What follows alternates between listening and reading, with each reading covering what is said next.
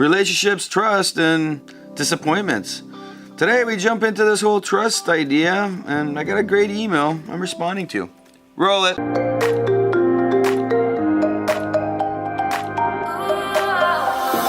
Welcome back to another video where today we are responding to somebody who has this trust thing and is connected to how we see disappointment, how we feel disappointment, and how to move forward.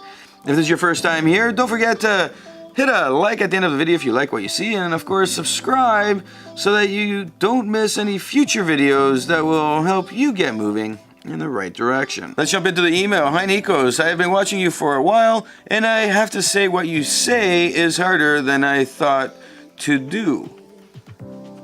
I've been working at it, but I keep failing at it. These videos on disappointment has struck home. I always have these issues with people I trust too easy, and they break my heart, especially the boyfriends. Pesky boyfriends. How do you stop yourself from trusting too much?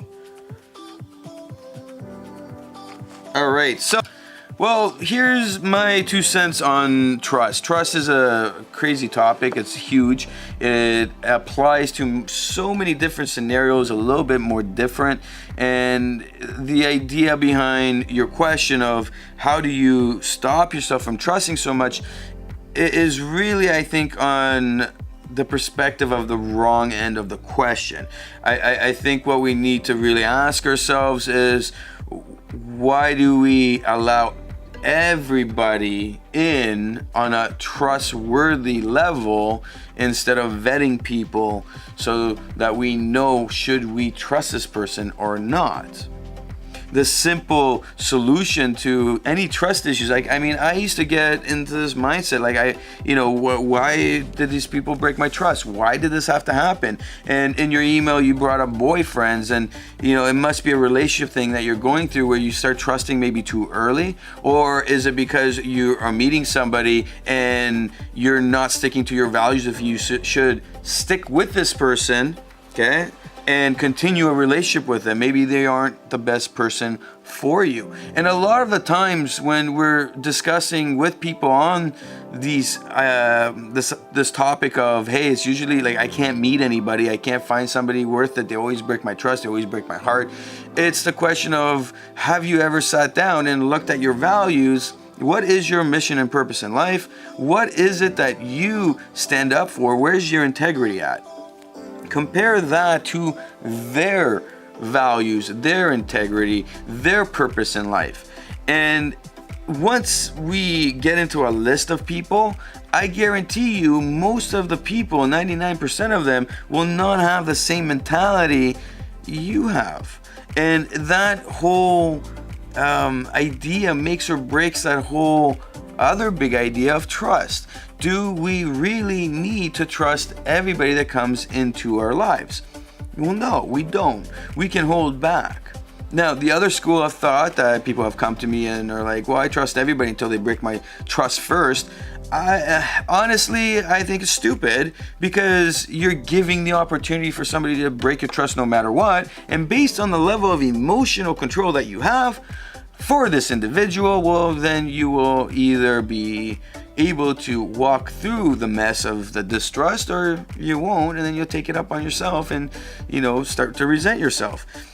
Purpose, values, integrity, all these tie into trust, and this is how trust works. This is how trust builds. As you go through a relationship, the other person, you're spending more time with them. They keep saying stuff you want to hear. And as they say more and more things you want to hear, they say stuff that you don't really want to hear, but it's not that much. But as the relationship continues and you're seeing a lot of the stuff that you really like, you think that everything is going positive, everything's moving smoothly, you start to fall in love more and more, so then you're open up to more trust, and you expect the other person to keep doing what they're doing. And then at one point the trust breaks because they'll do something that's against their values. It's not, or let's put it this way, it's not in their value system, it's not part of their integrity, it's not part of their purpose. And lo and behold, here you are going, why did they do this to me? When in fact, they're really just not in sync with what you value, your system of what you value and your integrity, how much of an effect that has on what is occurring, well, that's how much your trust breaks. And then it's a question of, can I continue? I had an example of this with somebody who started a business, and they were working on it. I mean, I've been through the same scenario, and their relationship, it was really important for them to do this business. It was really important to be that entrepreneur. And well, the significant other, they didn't want that, but they go, oh yeah, go do it. Let me see if you fail. It wasn't, let me see if you succeed. It was more of a, let me see if you fail. And we'll put a timeline on that. No, we're gonna watch on that side. And basically when things weren't working out, but it was that last 10%, that hurdle where they needed support, and that partner was supposed to support them, they go, you know what, you gave it your best, quit or we're done. And that broke their heart. It really ruined them, and it almost cost them their business. Ideas, trust. Where is trust, and how do we grow expectations with trust? We have to analyze that. We have to put that into perspective on a non-emotional basis. And as long as we can start practicing that each and every day, what ends up occurring is self-growth and self-worth comes out of the equation. And once you have self-worth really structured and that foundation is there, oh man, life just changes, because now we know to say no right away. So when you meet that next person, well, hey, nobody, I don't want this next boyfriend. You really look at your values and go, hey, I'm worth way more than this bullshit. Excuse my language. But we need to look at it in this manner and really ask ourselves, what is our self-worth? And how do I leverage it so I can have the best relationships, the best people in my life? This goes for anything from business to careers to personal relationships, family, friends, you name it.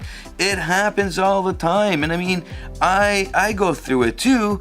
And people will be like, aren't you more upset? That person just walked out of your life. No, I am upset, but I'm not heartbroken. I'm not torn up, because my value system is here and this person is trying to undercut it and they're down here and they're not coming to play. That value system was negotiated early on, and for some reason, whether I neglected to participate in the communication of continuing to show where my value system is, my level is, or whether they just stopped caring, they didn't want to participate and they were pretending at the beginning and we just built this trust. I don't know, whatever the situation, it does not matter anymore, because I need people that are up here, people that can level up, people that are strong. I need winners in my life.